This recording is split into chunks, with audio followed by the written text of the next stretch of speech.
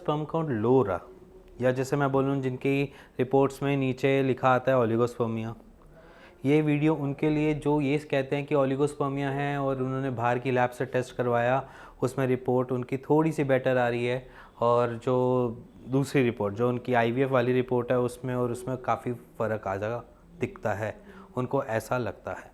ये वीडियो उनके लिए जो ओलिगोस्पर्मिया में स्टैंड कर रहे हैं और कहने की प्रेगनेंसी कंसीव क्यों नहीं हो पा रही, क्योंकि सबसे पहले ही चीज़ होती है ओलिगोस्पर्मिया हुआ क्यों। पेशेंट्स आते हैं हमारे पास, सबसे पहले यही समझने की कोशिश कर रही हैं कि ओलिगोस्पर्मिया हुआ क्यों हम ओलिगोस्पर्मिया में हम एंटर हुए।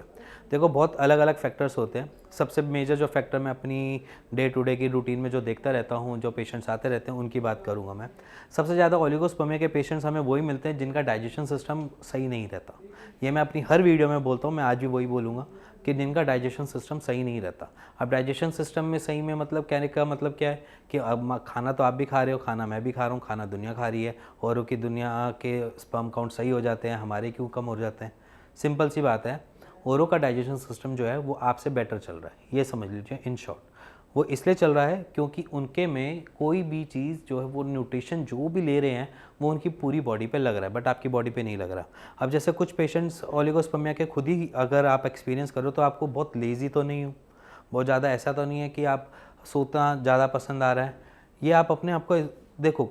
खुद को एक बारी पूछो अपने से ये कुछ क्वेश्चन कि अगर आपको नींद ज़्यादा आ रही है, आप थक ज़्यादा रहे हो, आपकी काफ मसल्स में पेन बना रहता है या जकड़न बनी रहती है, या फिर आपको जो स्टूल है उसमें आंव आ रही है, या स्टूल के साथ साथ वो इनडाइजेस्टेबल, जैसे अगर आप गाजर खाते हो, गाजर खाने के बाद जो स्टूल है वो वैसे की वैसे बाहर निकल आती है, या मटर के दाने निकल आते हैं। ये चीज़ें कुछ अपने डे टू डे की रूटीन में नोटिस करो, जैसे कि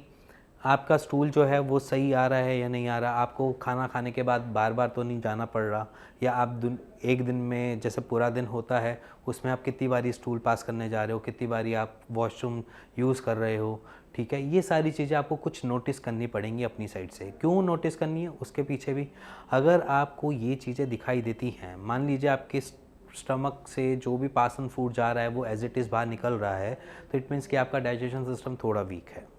ठीक है, वीक होने की वजह से आपको ये ओलिगोस्पर्मिया की दिक्कत में खड़ा कर सकता है। अगर मैं आयुर्वेद की बात करूं तो आयुर्वेद में मैं पहले भी बता चुका हूं कि 7th स्टेज पे हमारा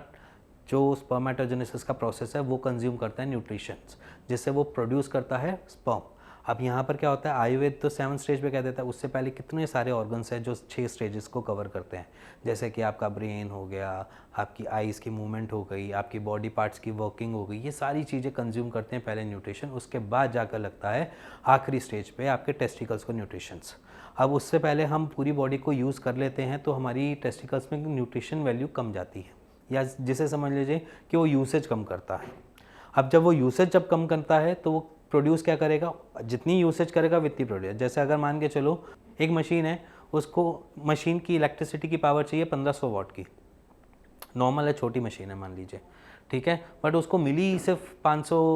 किलोवाट की बिजली रही है, तो वो अपनी प्रोडक्शन को कम करेगा या बढ़ा देगा। सेम एज इट इज़ वाली बात है, क्या पता वो चले ना, क्या पता वो चले तो इस तरीके से चले कि कभी चल रही है, कभी बंद हो रही है, कभी चल रही है, कभी बंद हो रही है, क्योंकि उसको वही सप्लाई नहीं मिल रही है जो उसको मिलनी चाहिए, जिसकी वजह से हम देखते हैं कि पेशेंट्स को ओलिगोस्पर्मिया सफ़र करना पड़ता है। अब आप हर जगह घूमते हो, आप आयुर्वेद ट्रीटमेंट लेते हो, आप होम्योपैथिक ट्रीटमेंट लेते हो, आप इवन अपनी एलोपैथी भी ट्रीटमेंट लेते हो, आप उसमें ये चीज़ फॉर्मेट देखो कि वो दे क्या रहे हैं आपको, मेडिसिन में दे क्या रहे हैं, क्या वो ट्रीट कर रहे हैं कॉज को, मतलब कारण को कोई ट्रीट कर रहा है, या सिर्फ आपको सिर्फ उस टाइम ये दे दिया जाता है कि आप जिंक के कैप्सूल्स खाओ, या सप्लीमेंट्स लो, या आप प्रोटीन के डेरिवेटिव्स लो जिसकी वजह से आपके स्पर्म काउंट बढ़े। माना प्रोटीन खाने से आपके स्पर्म काउंट बढ़े, माना जिंक खाने से आपके स्पर्म काउंट बढ़े, माना कि आप कोई भी ऐसे सब मल्टी वाइटामिन्स लेते हैं उससे आपके स्पर्म काउंट बढ़ते हैं, बट तभी तक बढ़ते हैं जब आप ले रहे होते हैं, उसके बाद वहीं पे वो नॉर्मल हो जाते हैं। तो यहाँ पर मैं बात करूँगा आपसे वही कि अगर आप अपने डाइजेशन सिस्टम पे थोड़ा सा काम कर लेंगे, अपने डाइजेशन सिस्टम को सुधार लेंगे, थोड़ी एक्टिविटी या थोड़ी एक्सरसाइज परफॉर्म करना स्टार्ट कर देंगे, तो क्या पता आप ओलिगोस्पर्मिया से बाहर निकल सकते हैं ईजिली। अब ओलिगोस्पर्मिया या लो स्पर्म काउंट जो है वो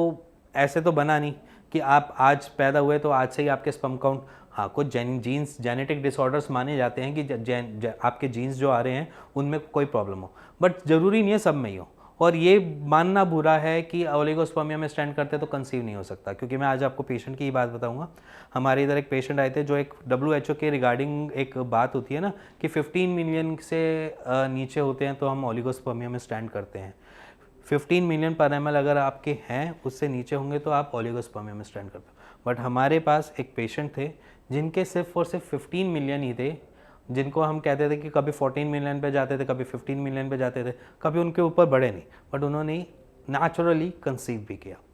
और सिंपल सी बात बोलूँगा, कोई डॉक्टर भगवान की जगह नहीं ले सकता। सिंपल और साफ क्लियर सी बात। कंसीव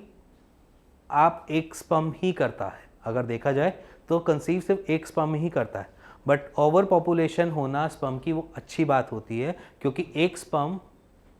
जो हो एक्टिव मोटिलिटी वाला वो जाकर पेनिट्रेट करे, जिससे वो फीटस डेवलप हो, जिससे वो आगे जाकर आपको एज ए चाइल्ड दे। बट एक स्पर्म चाहिए होता है, बट पॉपुलेशन होना स्पर्म की नेसेसिटी होती है, क्योंकि एक साथ आप जब स्पर्म निकालते हैं या हम इजैकुलेट करते हैं तो वो एक टाइम पे मान लीजिए कि जब बहुत सारी पॉपुलेटेड होंगे जिसमें एक्टिव मोटिलिटी भी अच्छी होगी, उनमें से कोई एक ही स्पर्म जाएगा जो पेनिट्रेट कर पाएगा, क्योंकि सारे स्पर्म पेनिट्रेट नहीं कर पाते। ये याद रखिए, सारे स्पर्म पेनिट्रेट नहीं कर पाते हैं एग को, जिसकी वजह से फीटस नहीं डेवलप होता। इसीलिए जो आप IVF जाते हो उसमें करते क्या है, स्पर्म से ही तो पेनिट्रेट करवाते हैं, इंजेक्ट एग के अंदर डाल के उसको फीटस में डेवलप भी तो करते हैं। बस जो हमारा नेचुरल कंसीव में होता है कंसेप्ट वो ये होता है कि हम जब स्पर्म निकालें उसको पेनिट्रेट करना चाहिए जाकर एग के अंदर। अगर वो पेनिट्रेट नहीं कर पाता तो फीटस नहीं डेवलप हो पाता। तो कोशिश करिए जितने आप एक्टिव फील करो, जितने आप एक्टिव हो, उतने आपकी स्पर्म भी एक्टिव रहते हैं। तो सिंपली अपनी बॉडी के डाइजेशन सिस्टम पे काम करना स्टार्ट कर दीजिए। अगर कुछ लैक लगता है, कुछ समझना चाहते हैं और कुछ भी आपको लगता है कि मैं इतने टाइम से ट्रीटमेंट ले रहा हूँ, जब भी ट्रीटमेंट लेता हूँ उस टाइम तो बढ़ जाते हैं, उसके बाद फिर लैक हो जाते हैं, तो आपको एक कंसल्ट की ज़रूरत है।